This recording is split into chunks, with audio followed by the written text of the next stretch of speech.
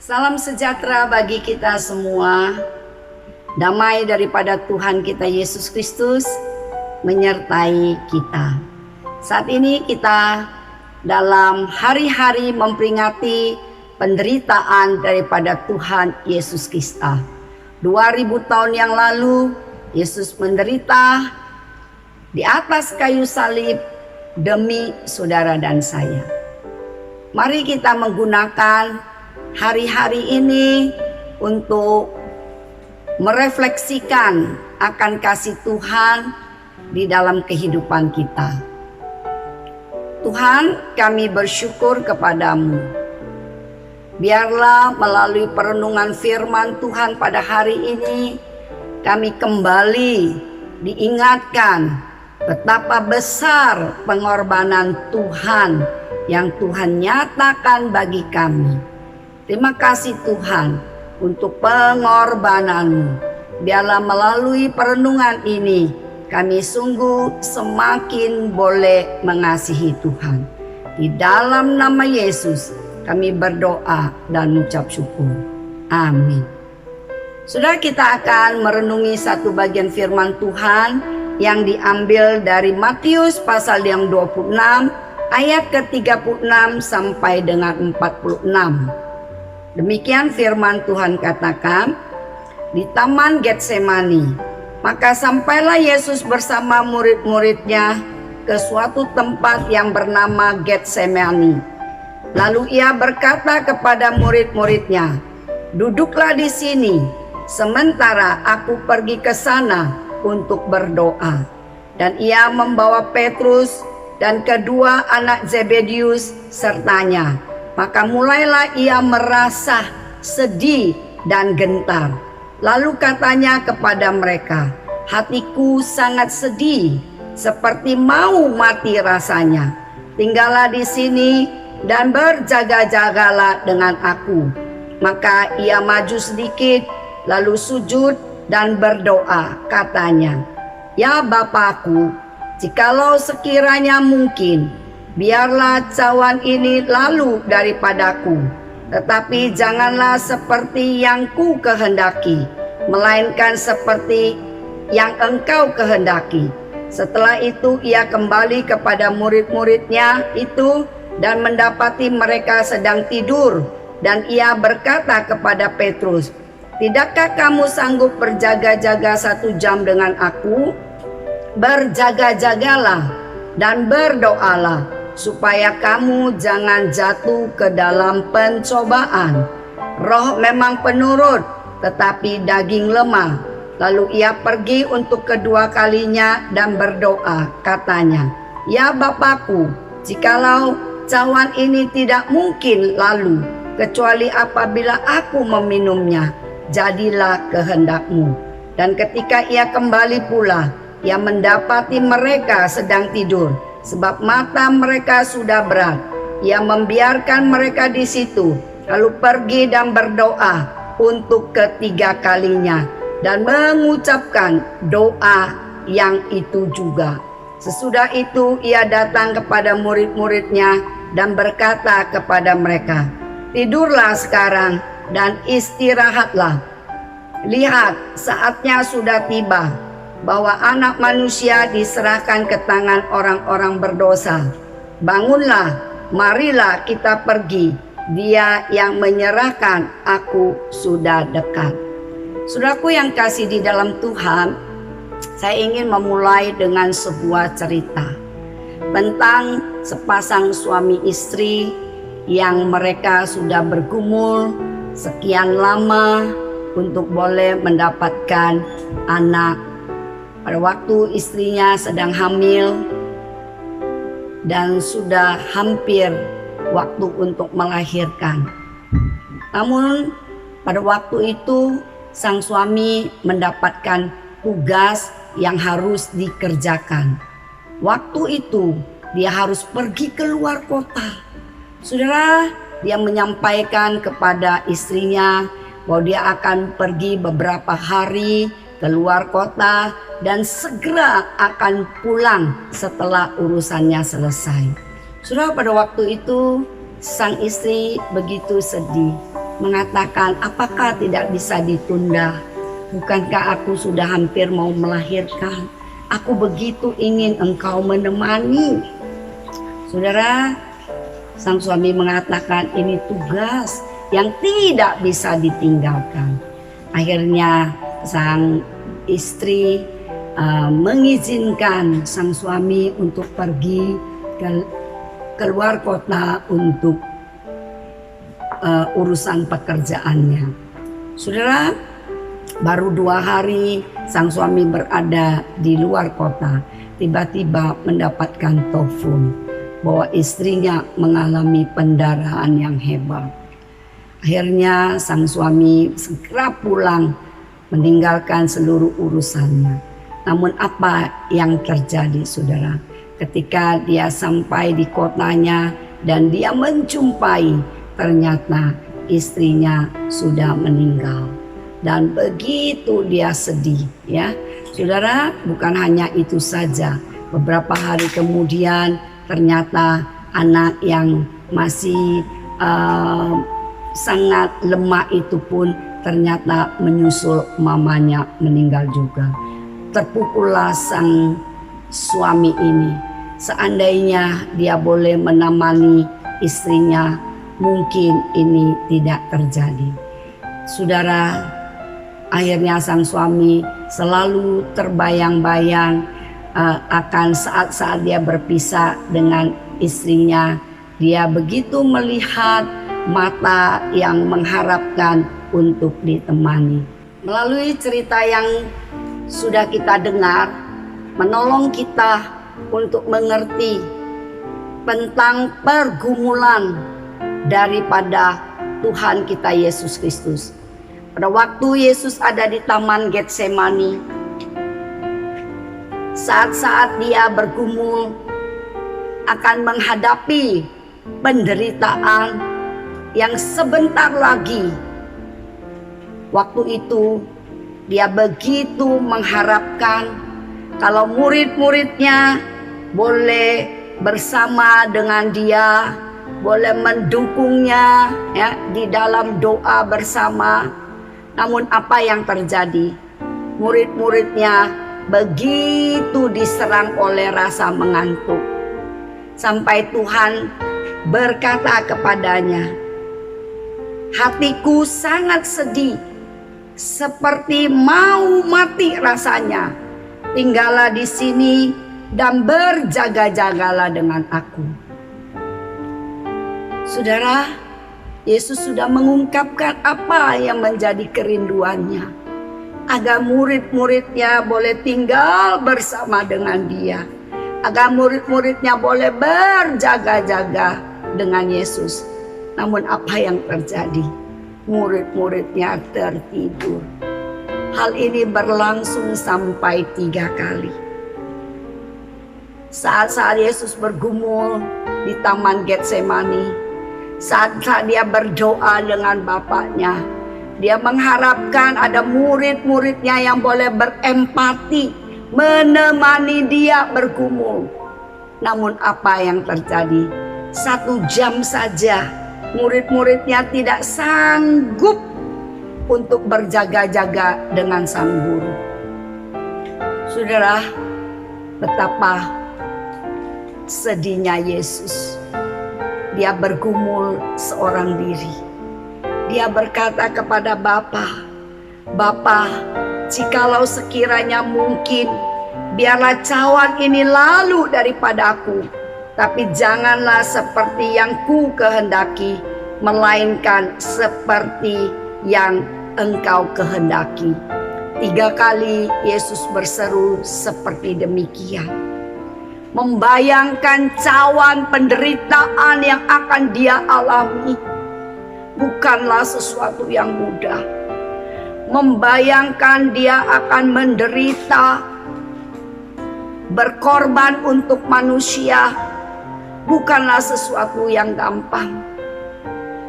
Yesus sampai bergumul, tetesan keringatnya seperti darah, saudara, oleh karena pergumulan yang begitu berat. Saudara, pada waktu pergumulan yang begitu berat. Ia mendambakan murid-muridnya bersama bergumul. Namun murid-murid tidak sanggup. Murid-murid tertidur. Saudara, Yesus berkata sampai 3 kali, "Kalau boleh cawan ini lalu daripadaku." Saudara, begitu luar biasanya Yesus membayangkan penderitaan yang akan dia hadapi. Ada kegentaran. Kalau boleh, ia tidak meminumnya. Tapi bukan kehendak ia yang jadi, kehendak Bapa. Betapa luar biasanya Yesus. Di dalam pergumulan yang begitu berat, bahwa dia akan lalui, membayangkannya pun sudah membuat dia gentar. Kegentarannya bukan karena semata-mata penderitaan fisik, tetapi jauh lebih dalam adalah membayangkan keterpisaan dengan Bapa. Pada waktu dia memikul dosa-dosa daripada umat manusia, pada waktu itulah Bapa meninggalkan dia karena dosa yang ada pada diri Yesus. Yesus memikul dosa-dosa manusia. Sudah membayangkan keterpisaan dengan Bapa. Ini membuat penderitaan yang sungguh sangat-sangat luar biasa. Dia katakan, "Kalau boleh, cawan ini lalu daripadanya. Biarlah ini boleh lalu. Tapi kalau tidak, ya, bukan kehendakku yang jadi, tapi kehendak Bapa." Saudara, bagaimana dengan kita? Saat-saat kita bergumul, saat-saat kita mengalami pergumulan yang begitu berat, apakah kita seperti Yesus boleh mengatakan, "Bukan kehendakku yang jadi, tapi kehendakmu. Kalau memang aku harus mengalami ini semua, biarlah aku boleh mengalami, dan kehendak Tuhan yang jadi, kehendak Tuhan yang dimuliakan."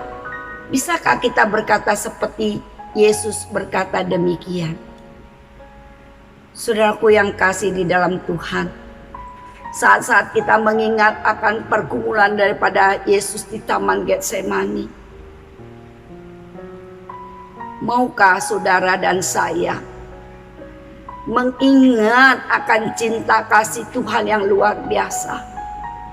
Maukah saudara dan saya betul-betul berserah penuh kepada Tuhan di dalam perjalanan hidup saudara, mengandalkan Tuhan, bukan mengandalkan diri sendiri, menjalani apa yang menjadi kehendak Tuhan, melebihi apa yang menjadi kehendak diri kita. Saudaraku, Tuhan mau menolong kita mengingat akan pengorbanan daripada Tuhan. Kalau Tuhan Yesus berkorban di dalam kehidupannya demi saudara dan saya, demi menyucikan dosa saudara dan saya, demi rekonsiliasi saudara dengan Bapa di sorga, begitu besar kasih daripada Tuhan. Maukah kita juga terpanggil untuk rela berkorban bagi Tuhan di dalam melakukan pekerjaan-pekerjaan Tuhan? Setelah saudara dan saya diselamatkan, apa yang harus saudara lakukan? Apakah saudara boleh mengatakan, "Ya sudah, saya tinggal tunggu Tuhan datang menjemput"? Tidak boleh, saudaraku. Kita harus sungguh-sungguh hidup untuk kemuliaan nama Tuhan, hidup berbakti bagi Tuhan, hidup untuk melayani Tuhan. Karena Tuhan sudah terlebih dahulu melayani saudara dan saya. Tuhan sudah terlebih dahulu mengasihi saudara dan saya. Tuhan juga rindu agar saudara juga memperhatikan orang lain. Saat ini di sekitar kita begitu banyak orang yang memerlukan pertolongan kita. Apakah kita mau mengulurkan tangan untuk bersama-sama mereka bergumul akan kesulitan, akan penderitaan mereka, ikut ambil bagian, ikut berempati. Itulah yang Tuhan kehendaki. Tuhan sedih melihat murid-muridnya tidak bisa berempati, tidak bisa bersama-sama dengan dia bergumul untuk 1 jam saja, namun tertidur.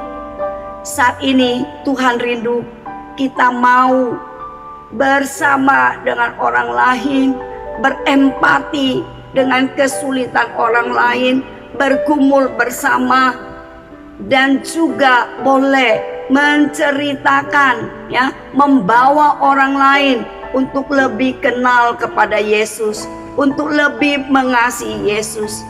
Saudaraku yang kasih di dalam Tuhan, melalui kebenaran firman Tuhan hari ini, kita diajak untuk boleh bersama-sama, ya.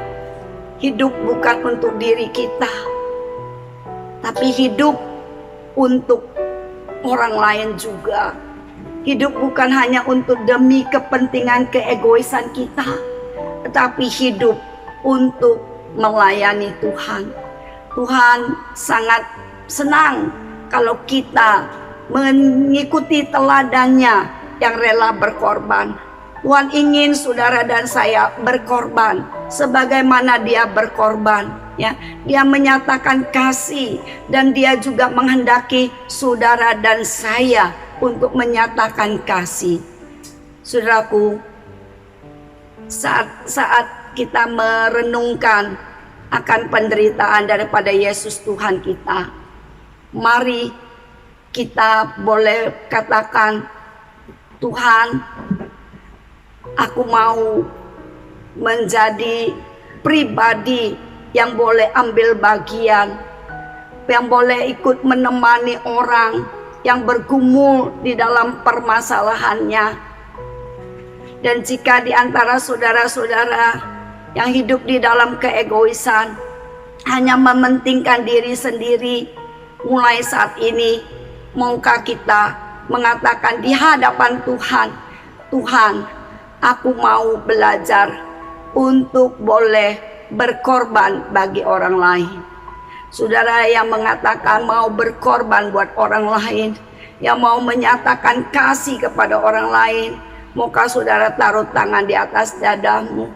Engkau boleh mengatakan, Tuhan, ini saya, pakai saya untuk menjadi alat kemuliaan bagi nama-Mu. Ampuni saya kalau selama ini saya hidup di dalam keegoisan, yang hanya mementingkan kepentingan pribadiku, yang tidak melihat orang lain punya pergumulan, yang tidak mau berempati kepada orang lain. Tuhan, hari ini ajar saya untuk hidup bukan mengikuti kehendak pribadiku, tapi boleh mengikuti kehendak-Mu. Mari kita berdoa. Tuhan, Engkau melihat pribadi-pribadi yang mengatakan bahwa mereka mau hidup bagi Engkau, mereka mau mempermuliakan Engkau, mereka mau menjadi pribadi yang tidak egois. Tuhan, lihat mereka dan bentuk mereka menjadi pribadi-pribadi yang sungguh boleh mengasihi Tuhan, mengasihi sesama, menjadi pemberita, menjadi pembawa damai bagi banyak orang, menceritakan Yesus Kristus adalah Tuhan dan Juru Selamat. Tuhan, jika ada di antara saudara-saudara kami yang mengatakan, hari ini saya mau terima Yesus sebagai Tuhan dan Juru Selamat, Tuhan, Engkau hampiri mereka dan Engkau memberikan kelegaan di dalam kehidupan mereka, sehingga hidup mereka boleh menjadi hidup yang berdampak. Terima kasih Tuhan, di dalam nama Yesus kami berdoa dan mengucap syukur. Amin.